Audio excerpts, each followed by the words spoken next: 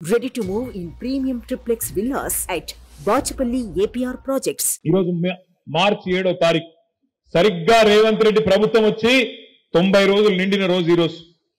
మార్చి 17 నాడు 100 రోజులు నిండుతుంది. 100 రోజుల్లో చాలా చేస్తా అని చెప్పిండు రేవంత్ రెడ్డి గారు. ఏమేం చెప్పిండు ఒకసారి యాద్ చేసుకోండి. కేసీఆర్ బిచ్చమేసినట్టు ఇస్తున్నాడు 10,000 రైతు బంధు.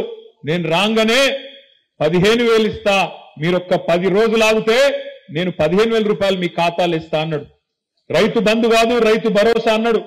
వచ్చిందా భరోసా? వచ్చిన రైతు బంధు? రైతు భరోసా కాదు, 15,000 కాదు, ఆ 10,000కే దిక్కులేని పరిస్థితి.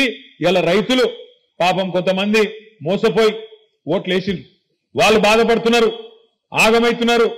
అయ్యో అనుకోకుండా వీళ్ళ దొంగ మాటలు నమ్మి మోసపు మాటలు నమ్మి ఓట్లేసినాం కదా, మరి కేసీఆర్ ఇచ్చే రైతు బంధు కూడా వడకపాయ కదా అని చెప్పి ఇలా ఒకల ముఖాలు ఒకరు చూసుకుంటా ఉన్నారు. మన దగ్గరకు వస్తలేరు, వచ్చి చెప్పేందుకు కొద్దిగా అభిమానం అడ్డం వస్తుంది. మరి ఓటేమో వాళ్ళకేస్తే మీ వీళ్ళని అడిగితే ఎట్లా అని చెప్పి కొద్దిగా పాపం కింద మీద అయితా ఉన్నారు. వాస్తవం ఏంది అంటే ఈ ముఖ్యమంత్రి గారికి ఈ రోజు వరకు కనీసం రైతు బంధు ఇచ్చే ముఖం కూడా లేదు, రైతు బంధు ఇచ్చే తెలివి కూడా లేదు అనే మాట ఇలా గ్రామాన రైతులే చర్చ పెడుతున్న మాట వాస్తవం అని చెప్పి కూడా నేను మాట్లాడుతా ఉన్నా, నేను విజ్ఞప్తి చేస్తా ఉన్నా. అదే విధంగా ఇంకొక మాట అన్నాడు రేవంత్ రెడ్డి గారు, మీరెవరైనా సరే రాష్ట్రంలో ఉండే రైతులు ఆలోచించకండి, ఇప్పటిదాకా లోన్ తీసుకోకపోతే ఉరుకున్రి, బ్యాంకుకు పోండి, జల్దీ పోండి, పోయి తెచ్చుకోండి, 2 లక్షలు తెచ్చుకోండి, నేను వస్తున్నా డిసెంబర్ 9 నాడు సంతకం పెడతా, 2 లక్షల రుణం మాఫీ చేస్తా అన్నాడు. మరి అలా మనం ఏమడుగుతున్నాం? తిడుతున్నాం ఆయననేమన్నా? అంత ఫ్రస్ట్రేషన్ ఎందుకు, అంత బాధ ఎందుకు, అంత గొంతు దించుకునేందుకు? అడుగుతున్నాం, యాద్ చేస్తున్నాం. ఏమంటున్నాం?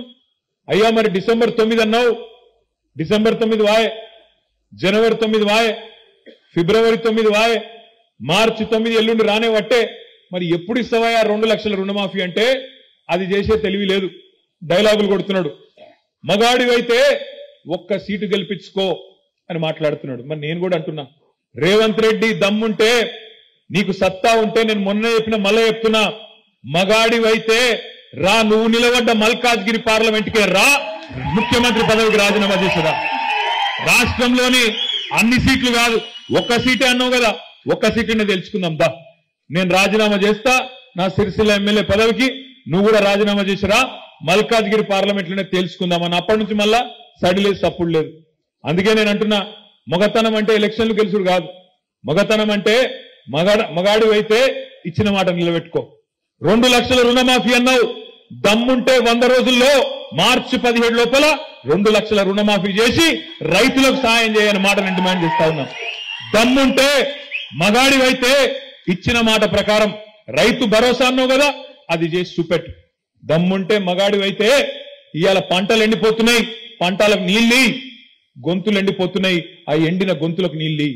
మగాడివైతే మా ఆడబిడ్డలకు ఇచ్చిన మాట, మహాలక్ష్మి అన్నావు, కోడళ్ళుంటే 2,500, ఇంట్లో అత్తలు అవ్వలుంటే తాతలుంటే 4,000 అన్నావు. కేసీఆర్ ఒక అవ్వకో తాతకో ఇస్తుండు, నేను ఇద్దరికి ఇస్తా అన్నావు. ఈ దమ్ముంటే గా పని చేసి చూపెట్టు, మగాడివైతే గా పని చేసి చూపెట్టు.